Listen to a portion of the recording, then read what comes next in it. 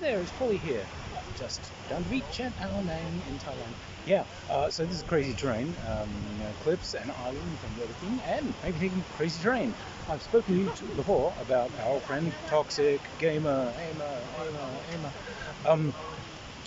now this guy would sometimes run games where he was trying to teach people how to play games properly, because no one else would play them properly, which in his case meant giving people a lot of very weak opponents to kill and giving your characters a ton of money as a reward for it, and experience and guns and bombs and knives and titles, and everyone loves you, blah blah.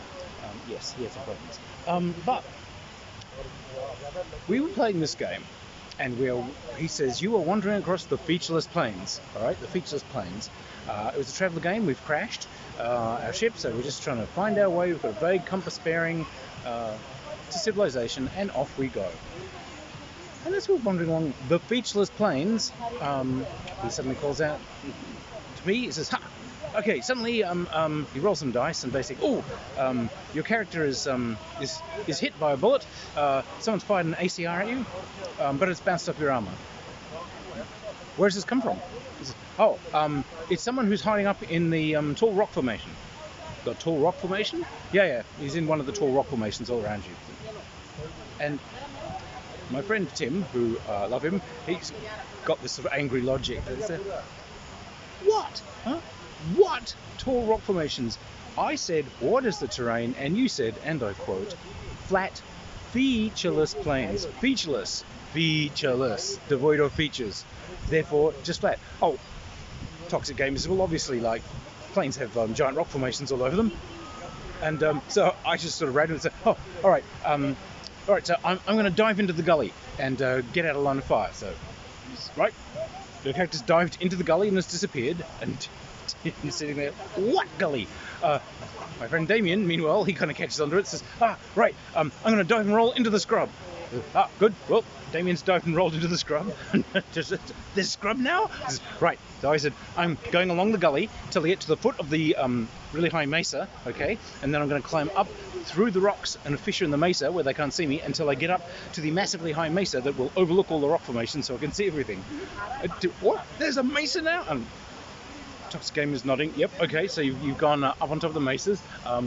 Damien, meanwhile, says, good. I'm working my way through the really dense brush until I've got around behind this guy's position, and then I'm jumping up into the boulders, so I've got hard cover. There's boulders, and essentially, it was brilliant. The terrain was whatever you conceived it to be.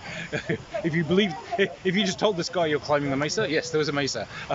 As far as I know, if you said you were diving into the underground tunnel system, okay, this guy's gone to the underground tunnel system. Weird. So we just named that terrain style after him. Whatever you've been told is a lie. This is full of ridiculous stuff that you've never conceived of. You're walking down a tall, empty corridor. It is featureless. There is nothing here. Good. I'll stand to the conveyor belt behind the giant robots, and I'll use the immense moaning stone heads of Anubis as cover. Okay, that's what you do. This whole attitude of his crossed into a science fiction campaign for sort of a Star Empire sort of thing that we were all doing. For some reason, he'd read somewhere that space has an average density, which it does due to hydrogen atoms and so on. But he decided that this density, it was an average density, and it was just a mathematical choice someone had made, because that must mean that just this mass clumps into giant lumps. So he decided that this was actually rogue planets, which are everywhere. So he was trying to set up things on rogue planets, and okay, there's the Kuiper belt and there are bodies, but no, this guy's decided that if this particular region of space, has an average mass of this, and that's an entire star system that just no one's seen. So, no one's actually seen the star. Oh, well, they haven't found all of those yet. Well, so between us and Alpha Centauri, there's a star we haven't seen yet. Yeah. I mean, the planets might just be in the way.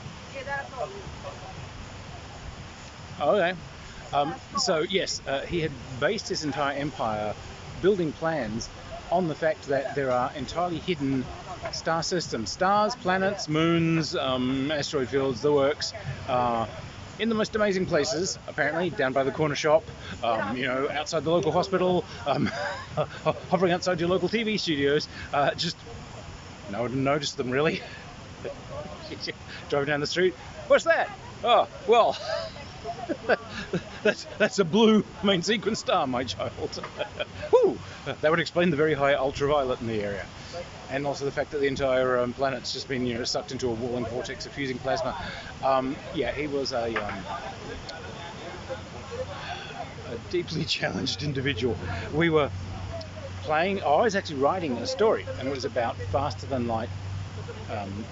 Or rather, it was about a ship that was going very close to the speed of light. It was building up and up and up and up and up and up. It's called Mission. The novel's out there. It was great fun. But one of the games group was actually an honest-to-God astrophysicist. So I just said, do you have a set formula for figuring out what the tau factor is? That is the slowing up the perceived time for, say, ship's crew versus outside observers, the faster you get to sea. Because I figured he would just know that out of his head, and it would, and so he, of course, did. So, it's just here it is, and he just sent it to me. It's right here. This is the one we use. Fantastic, thank you. And Toxic Gamer turned around and said, "What?" I said, "Well, the closer to light speed that the ship gets, mate, the more the difference is between the amount of time passing outside and the time for the inside observers. It's effectively time passes at different rates depending on where you are. Oh, don't be ridiculous. Time's just time. No, that's what the whole the whole E equals mc squared, Einstein. That's like a big part of it, mate. Time is entirely relative. That's actually kind of what that means. It's not a constant. And that just shattered his world because the astrophysicist starts getting into him. So, hey, here's one for you, mate. So if we're going like 99.99999999999 times 0.99999 of the speed of light, and then you stand boldly on the bows of the ship and fire a laser pistol directly ahead, how fast does the laser travel away from you? Well, it's a laser, so it travels at laser speed. It travels at light speed away from you. You are absolutely right. To you, it travels away at light speed. To someone not on the ship, it crawls away at 0.00001% of the speed, because that's the difference. But it went at light speed. Yes, for your perception, it went at light speed because your time is different to the time perceived by the people outside. So red shift, colours are different. Hey, did you realise that the faster the ship goes, the shorter and fatter your character will become? And Toxic Gamer lost it. There's a huge rant about how all this physics stuff is stupid because they're just thinking too complexly. So I guess that's where modern science denial was in fact born. People had just decided that they couldn't be bothered working this stuff out, so scientists probably just... It's not that they know stuff that you don't, it's just that they're just not smart enough to think as simply as you do. Anyway, Toxic Gamer, not sure he's missed.